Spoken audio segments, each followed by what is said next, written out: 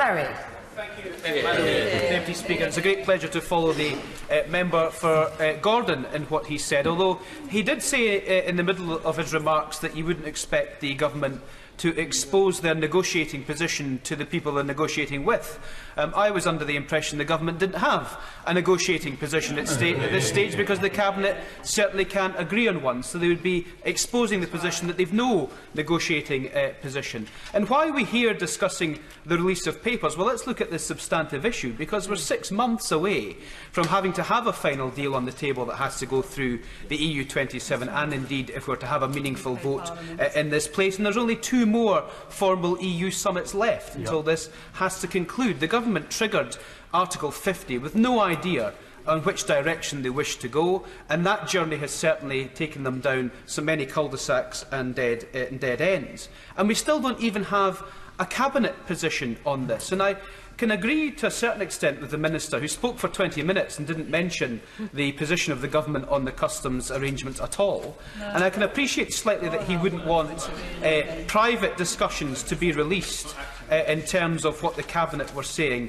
to each other in private. But all you have to do is pick up a copy of the Daily Telegraph, or indeed run close enough, if you can run slowly enough, to the Foreign Secretary and listen to what he's saying to journalists by briefing them behind the Prime Minister's back. This is a government and a cabinet in complete and utter chaos.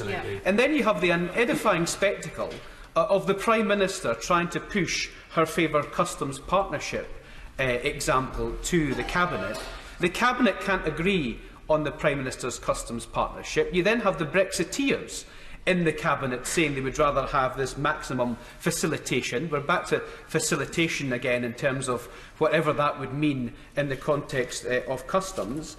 The Foreign Secretary calling the Prime Minister's goals crazy. The Prime Minister too weak to sack or gag the Foreign Secretary, the worst Foreign Secretary this country has ever had bestowed on itself.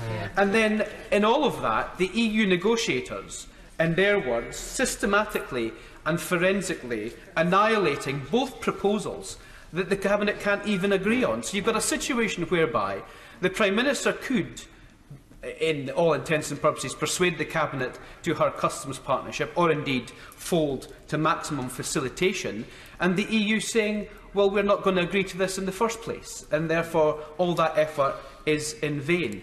And it's really important for the public to see the evidence, the economic indicators, the discussion and the trajectory of the government, for the simple reason that this will cost jobs and economic growth. Even the Brexit Secretary's special advisor has said it would cost the country £25 billion a year to 2030, and indeed the Treasury itself has said that it could cost up to £55 billion a year by 2033 if we fall on World Trade Organisation rules.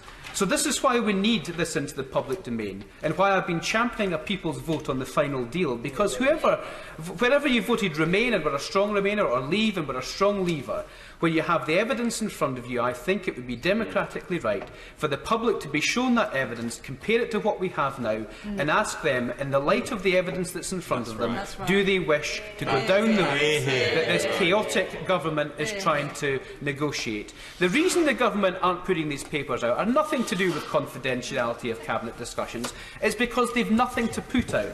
Because A, they can't agree, and B, even if they could agree, it's not in the best interests of this country, because, as we've always seen with this Conservative government, it's party and ambition for number 10 first and the country second.